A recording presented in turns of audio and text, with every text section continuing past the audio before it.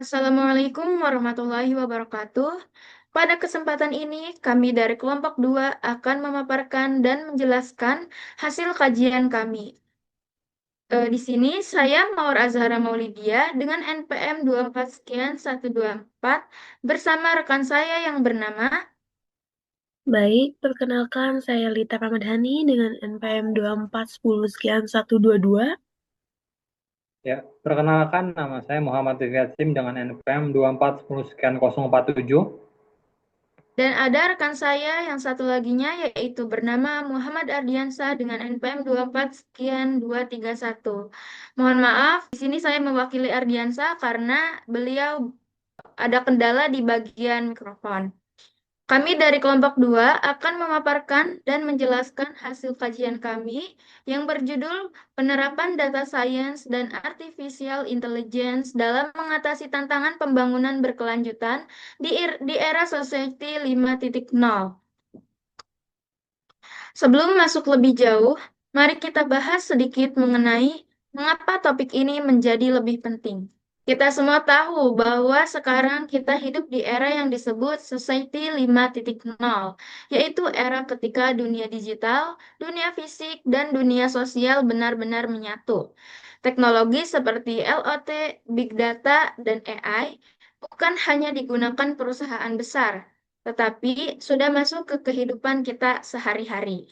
Namun, di sisi lain, dunia masih menghadapi berbagai tantangan besar seperti kemiskinan, ketimpangan sosial, pelayanan kesehatan yang belum merata, hingga ancaman perubahan iklim.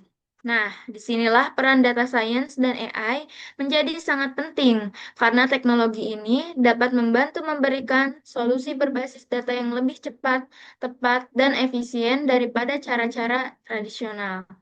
Jadi, secara garis besar, penelitian ini ingin menggali bagaimana teknologi modern dapat menjadi alat bantu dalam pembangunan yang lebih berkelanjutan. Baik, untuk penjelasan selanjutnya akan dijelaskan oleh rekan saya, yaitu Muhammad Dufi Adzim. Waktu dan layar saya persilahkan. Oke, baik. Terima kasih Mawar Azhara Maulidia atas kesempatannya.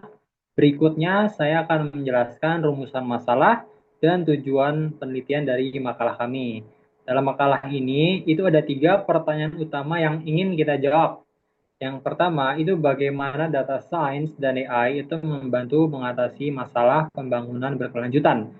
Yang kedua, apa saja tantangan dalam penerapan teknologi ini, terutama di Indonesia. Yang ketiga, sejauh mana AI mampu memberikan solusi nyata untuk sektor sosial, ekonomi, dan lingkungan. Ya, kemudian tujuan penelitian kami itu adalah yang pertama itu menganalisis peran data science dan AI dalam mendukung SDGs. Yang kedua itu menjelaskan contoh penerapan AI di Indonesia. Yang ketiga itu mendesain solusi agen cerdas berbasis PEAS untuk masalah sosial dan lingkungan. Selanjutnya, mengapa data science itu menjadi sangat penting? Ya, jawabannya adalah karena data science itu mampu mengolah jumlah data yang sangat besar, memprediksi pola, dan memberikan insight yang bisa membantu mengambil keputusan. Misalnya, di pertanian, data dipakai untuk memprediksi curah hujan dan hasil panen.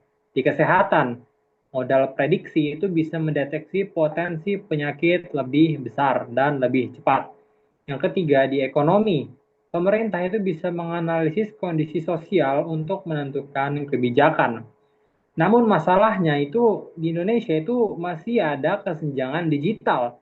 Tidak semua wilayah itu memiliki infrastruktur yang memadai. Karena itu potensi data science itu memang besar, tapi perlu didukung juga oleh akses internet, SDM, dan teknologi yang merata.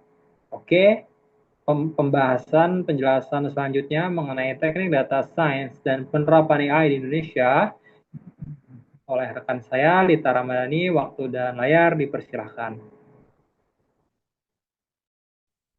Baik, terima kasih. Selanjutnya itu ada bagian teknik-teknik dalam data science serta contoh penerapan AI di Indonesia.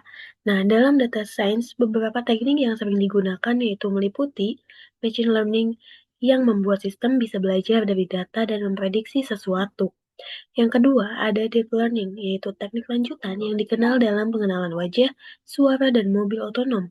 Yang ketiga, ada natural language processing, yang memungkinkan AI memahami bahasa manusia. Yang keempat, ada data visualization, yaitu yang membantu menyajikan data rumit menjadi lebih mudah dipahami. Nah, untuk menguasai teknik-teknik ini diperlukan kemampuan dalam bahasa pemrograman seperti Python, R, serta pemahaman terhadap framework seperti TensorFlow, PyTorch, and Scikit-learn. Nah, lalu bagaimana sih dengan penerapannya di Indonesia? Sebetulnya Indonesia sudah menggunakan AI di sejumlah sektor. Contohnya e-commerce seperti Shopee, Tokopedia, dan Bukalapak yang memakai AI untuk merekomendasi produk serta mendeteksi perilaku penggunanya. Yang kedua ada di bagian perbankan, misalnya BRI atau BNI, yaitu yang menggunakan chatbot, voice recognition, hingga sistem deteksi penipuan.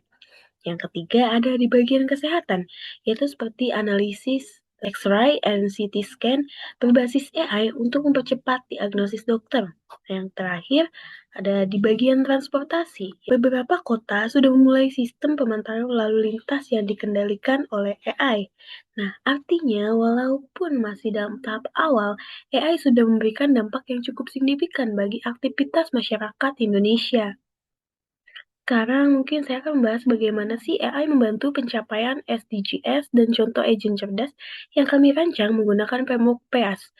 AI dapat mendukung SDGs antara lain melalui pengentasan kemiskinan dengan memetaskan daerah yang paling membutuhkan bantuan sosial, pendidikan berkualitas melalui pembelajaran adaptif yang disesuaikan kebutuhan siswa, serta di bagian kesehatan ada lewat prediksi penyakit, deteksi dini, dan sistem monitoring pasien.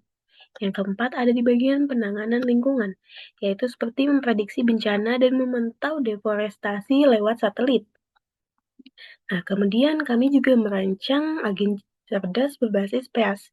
Yang pertama ada performance measure, yaitu agen dinilai berdasarkan ketepatan sasaran bantuan, misalnya kecepatan respon dan efektivitas. Kedua, ada environment, yaitu agen bekerja dalam lingkungan berupa data demografis, kondisi sosial ekonomi, hingga data cuaca dan satelit.